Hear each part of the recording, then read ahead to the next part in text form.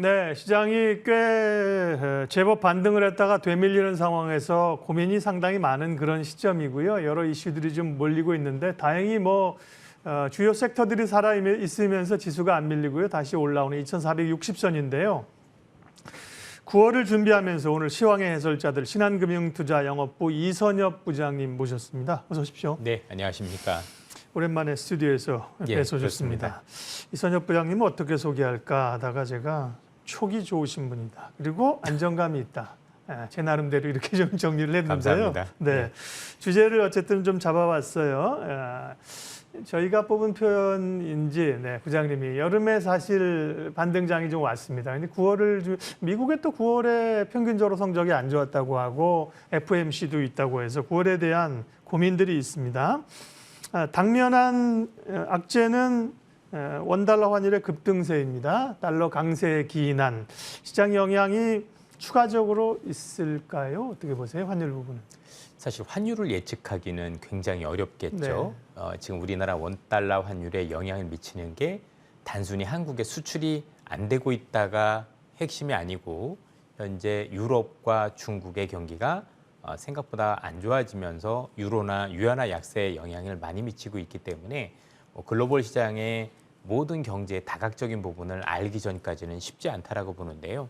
어찌됐든 간에 기본적으로 1,300원대가 넘는 환율은 여기부터 원화가 더 약세로 간다는 것 자체가 글로벌 금융 위기를 뜻하기 때문에 현재 진행되고 있는 상황이 글로벌 금융 위기로 진행되지 않는다라고 본다라면 다소 환율이 위험할 수도 있고 현 상황에서 일시적으로 원화 약세 가능성이 있다고 하더라도 어느 정도 정점에 왔을 가능성을 배제할 수 없지 않을까라는 생각을 가지고 있습니다. 물론 이런 상황들이 많이 급변을 하고 그게 금융위기로 발전한다라면 문제가 될 수 있지만 금융위기로 발전하기 위해서는 연준이 정말 또는 각국 중앙은행이 경제가 너무 안 좋음에도 불구하고 금리를 더 심하게 올려야 되거든요. 그런데 현 상황에서 물가를 잡기 위해서 하는 이런 어떤 금리 인상이 또 긴축이 금융 위기를 유발할 정도까지 중앙은행이 간과하지는 않을 것 같다라는 측면에서 놓고 본다라면 환율이 쉽게 내려가지는 않을 건 맞는 것 같은데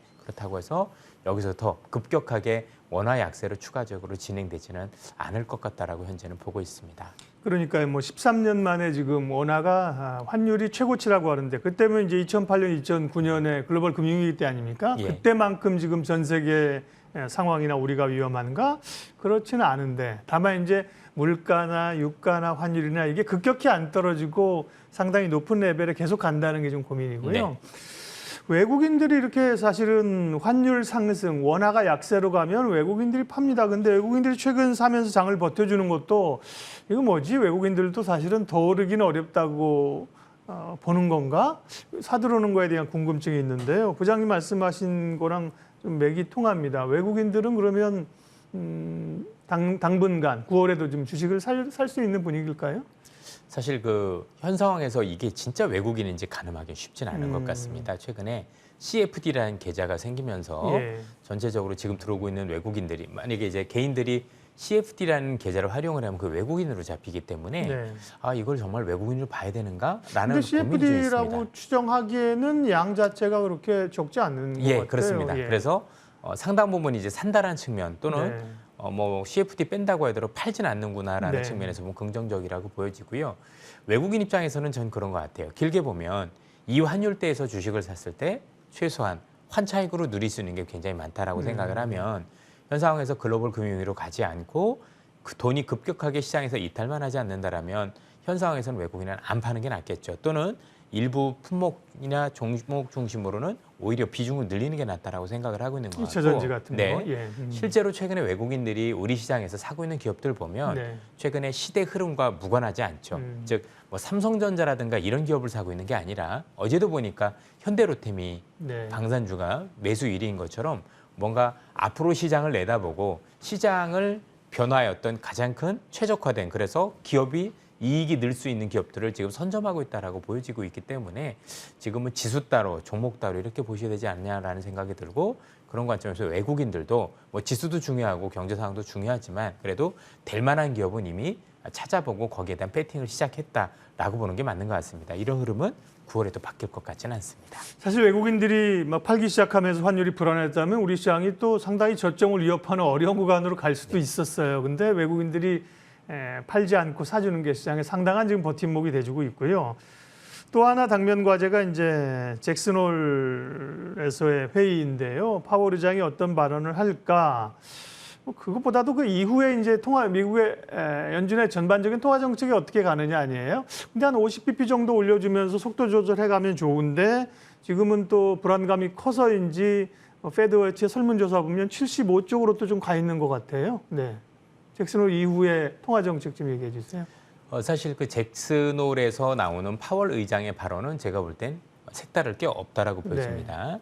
최근에 이미 연준 위원들을 통해서 많은 얘기가 있었고 그중에 그 가장 큰 맥락을 보자라면 두 가지죠. 네. 하나는 아직까지 인플레이션 안심할 수 잡혔다. 없고 인플레이션이 잡힐 때까지는 긴축에 대한 고삐를 늦추지 않겠다. 예. 두 번째 오늘 이제 카리시카리 의원도 얘기를 했지만 네. 인플레이션 자체가 너무 높다. 고점인 건 알고 있어도 혹시 이게 이 정도 수준에서 머문다라면 간과할 수 있는 상황이 아니다라는 얘기를 했다라는 거죠.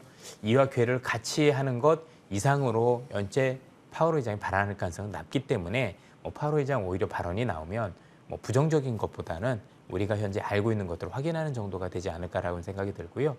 그러면 9월에 75를 올릴 거냐에 대한 부분은 이미 시장에선 75에 대해서 받아들이고 있는 상황입니다. 그래요? 75라고 예. 얘기를 했고 연방 선물기금 보면 75% 인상에 대한 확률이 점차 높아지고 있고 사실 그렇게 칼을 뽑은 건 오히려 실행을 하는 게 시장 입장에서는 나쁘지 않습니다. 네. 자, 그렇게 해서 만약에 그렇게 해놓고 그것 때문에 지금 연준이 우려하고 있는 인플레이션이 좀 더 낮아질 수 있고 또 그리고 전체적 인플레이션 수준 자체도 또 낮아질 수 있다라면 우리 입장에서는 잃을 거보다는 얻는 게 더 많은 거라고 생각을 해요. 사실 우리가 지금 많은 기대라는 게 혹시 0.5만 했으면 좋겠어라고 하는데 그런데 인플레이션이 안 잡히면 그 뒤에 치러야 될 대가가 훨씬 더 크잖아요. 예. 오히려 지금 상황에서는 이미 75bp 인상을 각오하고 있는 상황에서 그게 실행이 되고 그로 인해서 인플레이션 자체가 톤다운되고 또 인플레이션 수준 자체가 낮아질 수 있다라면 제가 볼 땐 시장에는 그게 더 나은 게 아닌가. 그래서 75bp 때문에 빠질 것 같지는 않고 오히려 그것 때문에 인플레이션이 낮아지면 우리 시장은 거기에 더 긍정적인 반응을 할 거라고 현재 보여집니다. 투자의 시계로 보면 스케줄 보면 사실은 오늘 금통위 결정이나 잭슨홀보다도 9월에 한 10일경 나오는 미국의 물가 그리고 9월 21일 날리는 FOMC 아니겠습니까? 맞습니다. 근데 이제 50이냐 75냐인데 뭐 어디로 가든 75로 가든 그것까지 시장은 반영을 하고 있다. 네, 큰 우려는 아니라는 거고요. 속도를 조절해갖고 만약에 25bp 올린다 이러면 시장이 좋아하는 게 아니라 더 충격이 이렇게 정말 안 좋은가 고민이 좀 있을 수 있어서 그럴 네. 수밖에 없는 그러게요. 게 이미 연준이 몇 차례에 걸쳐서 신뢰를 잃은 적이 있기 때문에 지금은 고삐를 스스로 잡는다고 했었을 때 그걸 실행으로 보여주는 게 나은 거지. 75까지 얘기해놓고 50으로 내렸을 경우 오히려 신뢰를 잃을 수 있다는 점에서 제가 볼 때는 더 나쁜 결과가 나올 거라고 생각을 하고요. 75 오히려 그 이상을 하더라도 그 이상으로 하면 일시적인 충격은 있겠지만 어쨌든 지금 상황에서는 중요한 건 연준이 얼마를 금리 올리느냐 보다도 그래서 물가가 잡히느냐가 더 중요한 거기 때문에 그래서 물가를 더 효과적으로 잡을 수 있다라면 단기적인 충격 그 다음에 있을 건 더 좋은 결과 이게 기대가 될 수 있다는 점에서 굳이 크게 아직까지는 두려워할 부분은 아니라고 생각이 듭니다. 예, 그럼 이제 거시적인 부분들 체크했고요. 우리 시장 이야기, 또 9월 전망, 또 섹터 전략 이야기를 하겠습니다. 다행스러운 거는 시장이 막 밀려가지 않는 이유 가운데 외국인의 매수세도 있고 전 섹터가 이렇게 다 밀리는 게 아니라 소위 태조, 이방원으로 불리는 신재생 쪽의 섹터들이 에너지 쪽의 섹터들이 잘 버텨주고 있고요. 잘 버티는 게 아니라 상당히 강하죠. 부장님께서도 이쪽 섹터들을 좋다고 이미 말씀을 많이 하셔가지고 그 제가 만든 말인데. 네, 그렇습니다. 네. 그렇게 만들어가지고 저기 하신 이제 거군요. 후배의 아이디어를 받아서 네. 저희들이 이제 했던 거죠. 그걸 이제 언론에서 받아가지고. 네. 언론은 아니고 이제 개투하는 후배 하나가 있어요. 네. 그래서 같이 얘기를 하다가 그런 얘기를 했고 네. 이거 좀 괜찮다 해서 저희들이 소개를 했던 겁니다. 그럼 그 태조 이방원 할 때는 그 이름 하나 붙이셨겠네요. 트레이드마크로 바이 이선엽. 어쨌든 그렇게 시장을 주도해가는 섹터가 있다는 게 좋은 거잖아요. 네. 지금 힘은 굉장히 강해 보이는데요. 그러면 이런 그 상승세는 계속 갈 수 있을까요? 현재 진행되고 있는 이 변화가 저는 작은 변화라고 생각지는 않습니다. 궁극적으로 지금 외국인들도 그 관련 기업들에 대해서 비중을 많이 담고 있고 또 일부 기업은 의외로 보면 지금 주가 상승세가 몇 달째 이어지고 있거든요. 그렇죠. 잘 안 밀려요. 예. 뭐 최근에 이제 많은 투자자분들께서 워낙 매크로 중심으로만 보다가 이걸 놓쳐서 그런 거지 실제 바닥부터 보면은 상승폭이 대단히 큰 업종들도 일부 발견이 되고 있죠. 그만큼 이미 시장에서는 이런 어떤 산업 간의 변화가 있다라고 보셔야 될 것 같고 시장은 어렵습니다. 그리고 경기 침체에 대한 우려도 있음에도 불구하고 이미 시장은 지는 산업이 있고 그다음에 새롭게 성장하는 산업들이 있다라고 보여지는데 이 태조 이방원과 관련된 이 산업들 같은 경우는 대부분 현재 미국과 유럽의 재정 정책과 맞물립니다. 잘 아시는 것처럼 유럽에서는 최근 에너지 위기 때문에 내세웠던 리파워 EU라는 재정 정책, 또 미국에서는 인플레이션 감축 법안이라는 이 재정 정책, 이 재정 정책의 가장 큰 수혜가 되는 거죠. 그리고 더 중요한 부분들은 단순한 수혜가 되는 게 아니라 에너지의 변환을 이끄는 건 대부분 작은 그림으로 끝나는 경우는 없고 훨씬 더 긴 그림에서 펼쳐질 수 있다는 점에서 뭐 단기적으로 많이 올랐을 수도 있겠지만 오히려 이런 관련 기업들은 여러분들 뭐 차트 한번 보시면 한 번 움직이면 몇 년을 갑니다. 또 한 번 또 빠지면 또 몇 년을 빠지기도 하고 이런 특성이 있다는 점들을 감안하고 한번 주가를 보실 필요가 있지 않느냐라는 생각을 기본적으로 가지고 있고 그럼 경기 침체되면 어떻게 될까? 이런 우려도 있을 텐데 관련 기업들은 정부 소비입니다. 개인의 소비가 죽는 것과 정부의 소비가 죽는 건 다른다라고 봐야죠. 경기 침체되면 오히려 정부의 수요나 소비가 더 늘 수 있죠. 그렇습니다. 앞서도 말씀드렸지만 이 관련 정책이 재정 정책이라는 게 핵심입니다. 재정 정책이라는 얘기는 정부가 밀어주고 있다는 얘기가 되는 거고 오히려 이 정책들이 단순한 에너지 변화를 뜻하는 게 아니라 지금 우리가 우려하고 있는 앞으로 있을 경기 침체를 일부 완화하는 완충할 수 있는 완충제로도 작용하는다라는 점에서 놓고 본다라면 오히려 우리가 볼 땐 지수도 중요하지만 앞으로 시장에서 될 만한 기업들 또는 새롭게 뜨는 산업에 대해서 좀 더 심도 있는 공부를 할 필요가 있다라고 보여집니다. 네, 태조 이방원 워딩을 하신 부장님께서 뭐 이게 추세가 산업의 지금 트렌드가 그쪽이니까 그죠? 그러면 굳이 뭐 조금 올랐다고 해서 차익을 실현할 게 아니라 그죠? 중심은 글로 가는 거고요. 그거는 이제 얘기가 됐고 다만 뭐 시장의 주도나 주도 섹터라고 하더라도 또 중간중간 시기도 하고 어쨌든 순환매가 계속 일어납니다. 그렇습니다. 네, 그런 차원에서 봤을 때는 태조 이방원 그룹의 것들은 중심으로 가고 여타 또 주목할 만한 섹터는 어디가 있을까요? 오히려 지금 태조 이방원을 주축으로 해서 이런 산업들에 대해서 이제는 시장에서 생각보다 많은 투자자분들이 이 산업이 정말 커질 수도 있겠구나라는 판단을 하시는 것 같아요. 그러다 보니 그 산업과 관련된 애프터 산업에 관심을 많이 갖기 시작을 했습니다. 예를 들면 뭐 폐배터리 같은 경우가 되겠죠. 우리가 아는 전기차 시장이 급속도로 커지면 충전 산업이나 폐배터리나 아니면 송배전 이런 쪽도 굉장히 커질 수 있다는 가정이 가능하지 않습니까? 이미 오늘도 오르는 거 보면 종목 중심으로 그런 기업들이 상당히 좀 많이 강세를 보이고 있다는 거죠. 뭐 우리가 알고 있는 태양광이나 또 풍력이나 이런 관련 기업들도 올라오면 또 거기와 관련된 연관된 산업들이 또 많이 있거든요. 그래서 이런 기업들까지 움직이는 거 보면 지금 움직이는 이 에너지 산업이 일시적인 게 아니라 정말 클 수도 있겠구나라는 판단을 투자자별로는 이미 시작이 된 게 아닌가. 그래서 그것과 관련돼서 움직이는 기업들, 즉 움직이는 기업들 잘 보면 이게 이런 데 연관된 거고 이렇게 오르고 있구나라고 보셔야 될 것 같아요. 저는 여전히 그쪽에서 좀 벗어나면 안 된다는 생각을 많이 가지고 있습니다. 굉장히 좋은 의견이신데요. 왜냐하면 이제 하나만 계속 주구장창 안 쉬고 올라가면 얼마나 좋아요. 그런데 또 이제 올라가다가 이런 주도 섹터 군에 있는 종목들이 하루에 한 9%씩 10%씩 이렇게 막 흔들어 버리잖아요. 그런데 어쨌든 조금 시선을 확장하더라도 다른 섹터로 가서 기다리는 것보다는 이 섹터와 연관된 소위 태조 이방원이라는 단어에 들어있지 않지만 갈 수 있는 거죠. 맞습니다. 2차 전지 안에서도 조금 더 시각을 넓혀보면 폐배터리라든지 조선도 사실 조선만 가는 게 아니라 기자재, 그다음에 뭐 관광업체 이렇게 가잖아요. 그죠? 그다음에 우리가 알고 있는 뭐 LNG선 같은 거 되면은 뭐 동성화인텍이라는 뭐 이런 관련 은행제, 기업들, 예, 은행제들도 있을 거고 생각보다 많은 실제로 많이 움직이기 네. 시작을 했고요. 그럼 그런 것들이 움직이는 게 단순히 움직이는 거 아닐 예, 거거든요.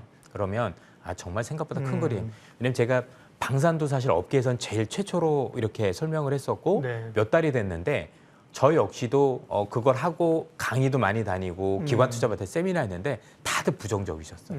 안 된다, 말도 안 돼라고 하다가 이제서야 이제 뭐 다들 보면 큰 산업이다, 뭐 언론에서도 얘기하고 그러잖아요. 그만큼 인식이 전환이 늦는데 예. 어떤 큰 산업이 새롭게 태당을 해서 테마에서 산업으로 발전을 할 때 거기에 대해서는 항상 마음의 문을 열고 얼마나 커질 수 있는지 가능성을 먼저 봐야 되거든요. 근데 제가 볼 때는 앞서 말씀드렸던 그것들이 지금 단순히 그 관련 기업만 움직이는 게 아니라 연관된 산업까지 움직이고 있다는 얘기는 뭔가 큰 산업의 틀이 바뀌고 있는 거 예. 아닌가라는 생각들을 좀 하고 시장에 좀 접근하시면 또 도움이 될 것 같습니다. 소위 이제 메가 트렌드이죠. 그렇죠. 네. 근데 그런 주식을 샀다가도 조금 수익 내고 팔고 좋아라 하면 더 오르고 안 뺏기는 것도 중요한데 굉장히 중요합니다. 예, 쉽지 않습니다. 그래서 여러 종목을 막 하는 것보다는 몇 개를 압축해서 수익 났으면 좀 팔았다가 조정받을 때 또 사고, 그러니까 그 종목만 계속 밀당을 하면서 공략하는 것도 좋은 것 같아요. 그죠? 네. 확 확장하는 것보다는. 정리하겠습니다. 시장의 방향성 자체는 쭉 정리를 해주셨고요. 다만 이제 또 지수에 대한 부담이나 변동성은 좀 있어요. 9월을 앞두고 있는 상황에서 9월 전략 좀 마무리해 주실래요? 네. 네, 전체적으로 9월에도 지수보다는 저는 기업을 보는 게 굉장히 중요하다고 생각을 네. 하는 게 많은 분들께서 시장에 대한 경계감을 얘기를 해주시는데 저도 거기에 동의를 합니다. 전체적인 시장만 놓고 보면 뭐 크게 오를 거냐에 대해서는 저도 자신이 없고요. 오히려 우크라이나 전쟁이 격화될 가능성도 있지 않을까라는 생각이 드는데 우크라이나 전쟁이 격화됐었을 때 앞서 말씀드렸던 기업들은 사실상 또 수혜가 돼요. 네. 이러다 보니까 머릿속에서 경제는 안 좋아지고 침체 가능성도 자꾸 높아지는데 자꾸 그 관련 기업들은 오르다 보니까 이게 매칭이 안 되죠. 우리가 상식적으로 생각하는 건 경기가 좋아지면 뭐 종목도 오른다고 생각을 하지만 지금은 경기가 안 좋아지는데 종목이 오르는 쭉 주도주가 생기고 있는 기현상들이 있다 보니까 생각이 굉장히 많아질 수밖에 없는 상황이라고 생각을 합니다. 따라서 경제에 대한 어떤 부분들도 균형을 가지면서 보실 필요가 있겠지만 전체적으로 지금은 이것 말고 오히려 지금 많은 투자자분들께서는 앞으로 커질 만한 사업에 대한 보다 관심을 가지고 좀 더 모니터링 해보고 해야 될 게 아닌가. 어차피 우리는 물론 이제 사람에 따라서는 지수 투자도 중요하지만 적으로 기업에 투자하신 분들이 많을 거 아니겠습니까? 그렇죠. 예. 그래서 조금 더 기업 투자에 대해서 관심을 가지고 하실 필요가 있다라고 보여지고 저는 지수 따로 종목 따로 움직일 것 같아요. 그래서 지수는 쉽지 않은 상황이지만 종목들이 움직이는 이런 시장은 앞으로도 좀 펼쳐질 가능성이 높지 않을까. 물론 이제 일부 섹터일 수도 있겠지만요. 네. 가는 산업, 지금 시류에 맞게 성장하는 산업에 집중하라. 오늘 전략 정리합니다. 시황의 해설자들 신한금융투자 이선엽 부장님 함께해 주셨습니다. 고맙습니다. 예, 감사합니다.